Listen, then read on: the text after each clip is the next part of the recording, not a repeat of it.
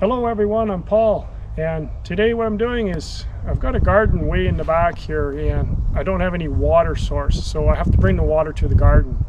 Now you can also use the system that I'm using if you have some other application where you need to bring water, and I'll show you the system that I have. So come on over here. You can use any vehicle to tow with your trailer. If you have a little trailer that you have, you can use an ATV, UTV, whatever you have. And you can use any type of trailer that you have. That's all you need. The important things that I have here to make my system work, we'll come back here to the back of the trailer. And what I have here is I've got a generator. Now this generator I can use to power my part of the house when I have storms. If there's a storm, whatever, knock out the power, I can use the generator for that. In here I've also, this is a floating neutral floating generator, so I'm using a plug here to make it bonded, and I'm not going to go into an explanation on that. You can look that up. Also, I've got one outlet here that I'm using that I've already got plugged in, and this is for my pump. So I've got my generator for my power source for my pump, and then I've got over here I've got my water barrel. Now the important thing with the water barrel is that you have a lid or a cover. And the reason for that is that when you're traveling with the trailer, it moves around and the water would splash out. You don't want to get it all over your generator, and you don't want the water all over your pump. So I'm taking the lid off here, and I'll just throw it here in the back. The next piece of equipment that I have here is a 1 horsepower sprinkler pump. Now everything in here is all bolted down, and you can see there's boards. If you look inside, everything's sitting up high, and that is because what I don't want to have happen is if the water starts to leak out of the barrel, that generator is sitting in the water or anything like that. So that's why I have it up higher. Now the way this works basically is on the pump here, there's a suction line. Make sure I got this one here. The bottom one here is the suction line. So the suction line, all it is long enough to go to the bottom of the barrel. So I just insert the hose. So now it sits at the bottom. It's going to pull all the water up when the pump starts. The other one here on the top, this is the output. And I'm just going to show you here. I've got enough hose on the output, and I have a wand on the end of that. So, and the reason why I have this bar going up here and the hose coming up is because when the when the pump has to be primed, for the initial time that you have the pump, the first time you undo the screw here, fill it up in with water, so you prime the pump. And now after I use it, what happens, the water comes up here, and when I turn the system off, the water will just drop back down from this point down, and it will keep the pump, some water in the pump, so I don't have to prime it every time. It's basically a self-priming pump this way. Also on the pump there's a gauge, and that tells me the pressure. And when I'm running this, it's running about 50 to 60 psi, which is pretty decent.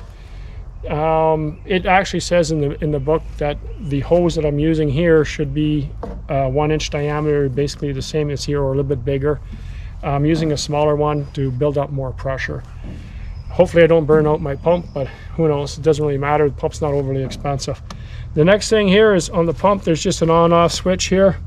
So the next thing I'm going to do is I'm going to start up the generator, let the generator run for a couple minutes so it warms up, and then I'll give you a demonstration of spraying. Also, I'll give you a demonstration when I'm watering the garden.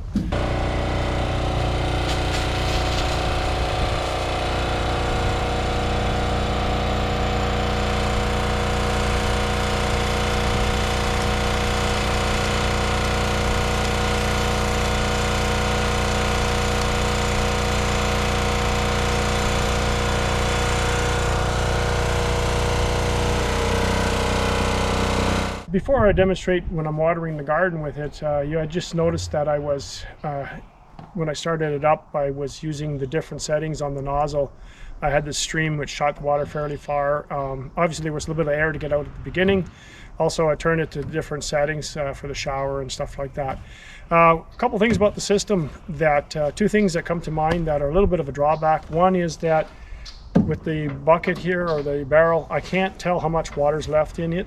So when I'm spraying, I have to be conscientious and check every once in a while how much water is left in the barrel. The second thing is with the pump, I have to turn it on here and then go down there. And what I don't do is I don't leave the nozzle closed, because it will build up too much pressure and it might blow something. So the nozzle will be wide open. So there's two issues I need to work out. One other thing though, as a positive, what you can do if you need more water than just one barrel, if your trailer is big enough, you could put 2 or 3 barrels or a larger barrel. If you have 2 or 3 barrels, you can just pipe them all together so that the water is continuous from the first barrel throughout the second or the third barrel. So stay tuned, and I'll be just doing some watering here.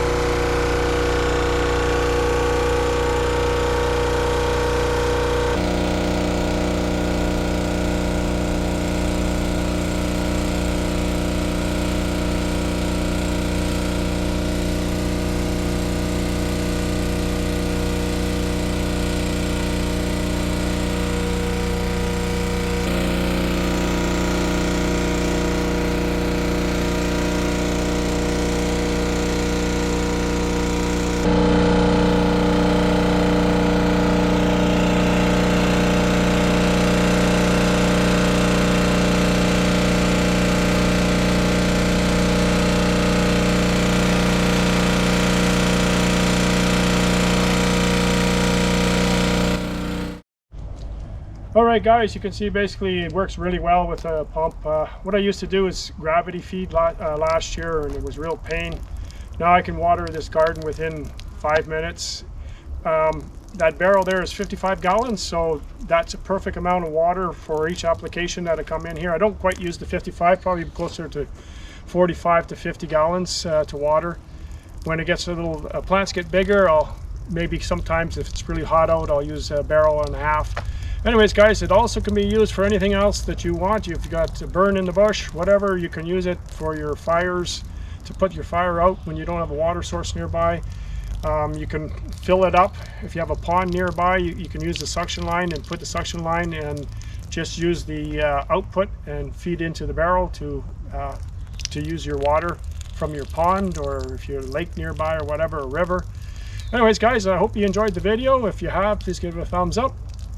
If you have not subscribed to my channel, you can do so by hitting that subscribe button down below. Once again, thanks for watching, and we'll see you next time on Gelling Outdoors.